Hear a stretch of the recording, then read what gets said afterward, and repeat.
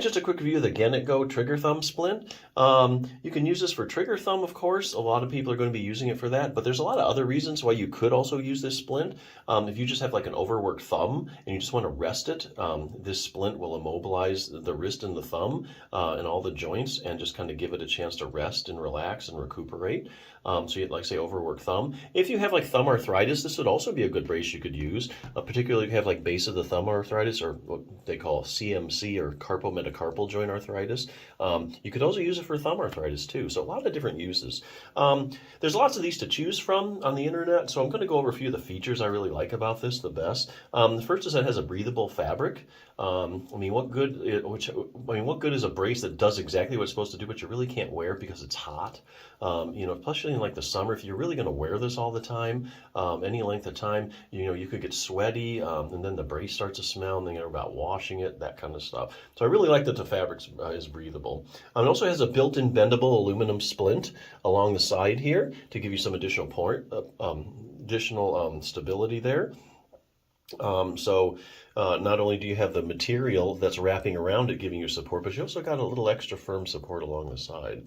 And the other thing I really like about this is that it fits both the left or the right hand. So you don't have to worry about buying a left or a right, which is good because let's say you use it on your right hand for a while, right hand's feeling fine, later on down the road my left thumb's starting to bother me. Well, you don't have to buy a whole new brace for that. You can just pick the same one up and use it. So it's good it fits either the right or the left hand, which I really like. So if you're looking for some external stability, external stability being, support and stability outside of the joint and the thumb, there actually is internal stability, which is like, we're talking like the muscles to get also internal support. So there are some things you can do also to get other support for your thumb. There are a couple muscles in particular you could strengthen. This is the Healthy Thumb Handbook. I'll show you the pictures of the muscles. There's not that many good thumb books out there. This is actually one of the better ones.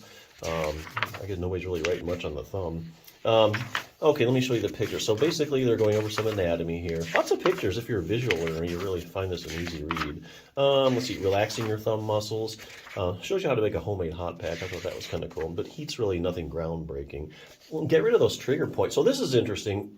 So you might have, let's say you have thumb arthritis, or you've just irritated the joint because you're overusing your thumb.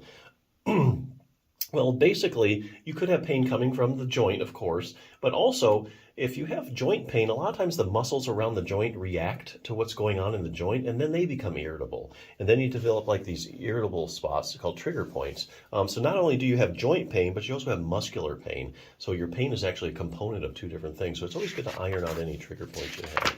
Just kind of an interesting tidbit there. If you do have base of the thumb arthritis, chances are your web space is getting tight, and you definitely need to stretch that out. Well, here's a good one. So if you do have issues with like thumb arthritis, taking pressure off the thumb joint, this shows you a really easy thumb distraction technique you can use.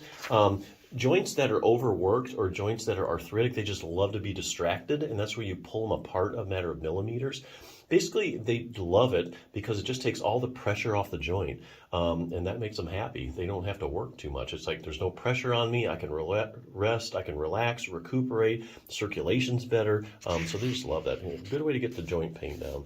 Okay, so here we go, getting maximal thumb joint stability. First muscle is the abductor pollicis longus. As you can see, that muscle goes right to the base of the thumb, and that's where it stabilizes that lower thumb joint.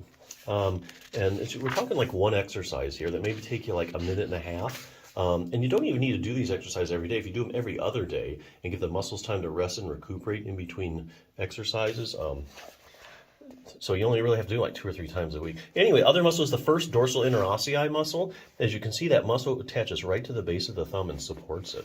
So here again, this is internal stability. A couple exercises, doing it 2 or 3 times a week. If you know what to do, there's really a lot you can do for thumb problems that a lot of people don't know about. But anyway, as far as external stability, I think this is a good brace, got lots of good features, so definitely check it out.